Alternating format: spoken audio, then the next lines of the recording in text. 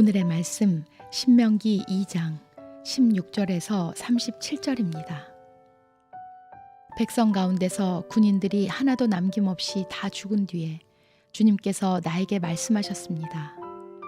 오늘 너는 모압 땅의 경계인 아르를 지나 암몬 자손이 사는 곳에 다다를 것이니 너는 그들을 괴롭히지도 말고 싸우지도 말아라. 암몬 족속의 땅은 내가 너에게 유산으로 주기로 한 땅이 아니다. 그곳은 내가 이미 롯의 자손에게 유산으로 주었기 때문이다. 이곳도 르바임 땅으로 알려진 곳이다. 전에는 거기에 르바임이 살았는데 암몬 사람은 그들을 불러서 삼순밈이라고 하였다. 그 백성은 강하고 수도 많고 아낙 족속처럼 키도 컸으나 주님께서 그들을 암몬 사람들 앞에서 진멸시키셨으므로 암몬 사람이 그곳을 차지하고 그들 대신에 그곳에 살았다. 이는 마치 주님께서 세일에 사는 에서의 자손에게 하신 일과 같다. 주님께서 에서의 자손 앞에서 호리 사람을 멸망시키시니 그들이 그 땅을 차지하고 오늘날까지 호리 사람의 뒤를 이어서 거기에서 산다.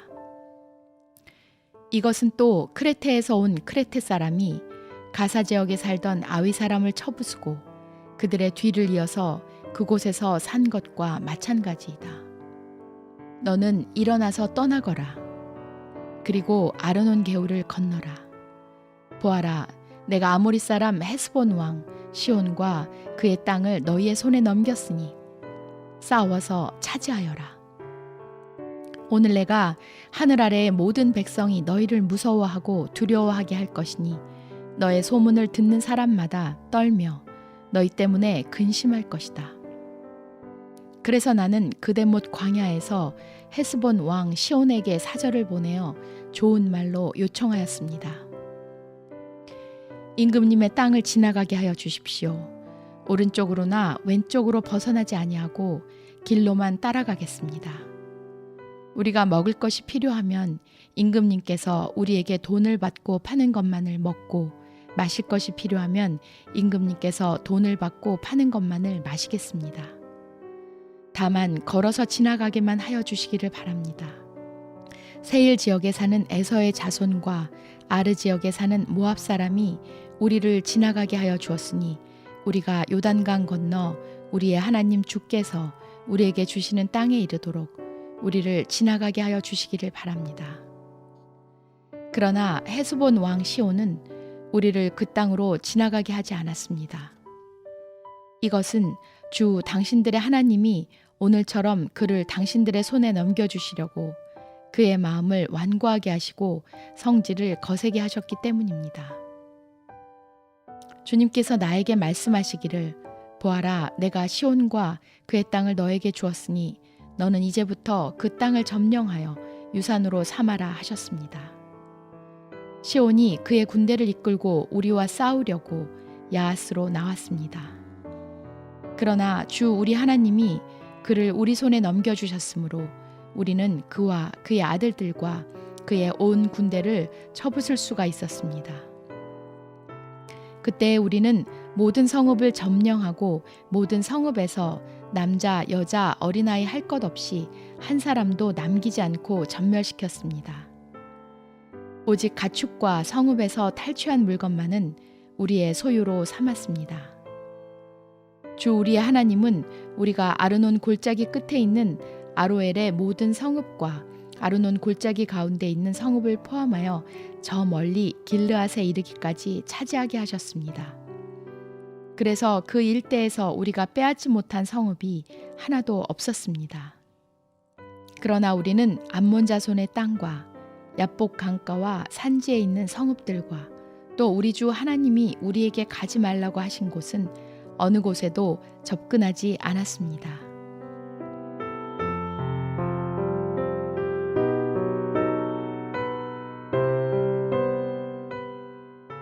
손자는 자기의 병법서에서 장수가 전쟁에서 이기기 위해서는 도, 천, 지, 장, 법 이렇게 5가지 요소를 갖추어야 한다고 말했습니다. 그 중에 백성과 군사의 마음을 얻는 것이 도이고 일기와 계절 같은 자연의 상황을 얻는 것이 천이며 지리적인 거리, 지세 등을 얻는 것은 지에 속합니다. 그리고 장수의 용기와 무용 등이 장에 속하고 군대의 규율, 장비, 체계 등은 법에 포함됩니다. 그런데 이렇게 이야기하다 보니 파악할 수는 있을지 몰라도 스스로 조절할 수 없는 것이 바로 천에 속해 있는 일기입니다. 그리고 또 그보다 어려운 것은 사람의 마음을 움직이는 것입니다.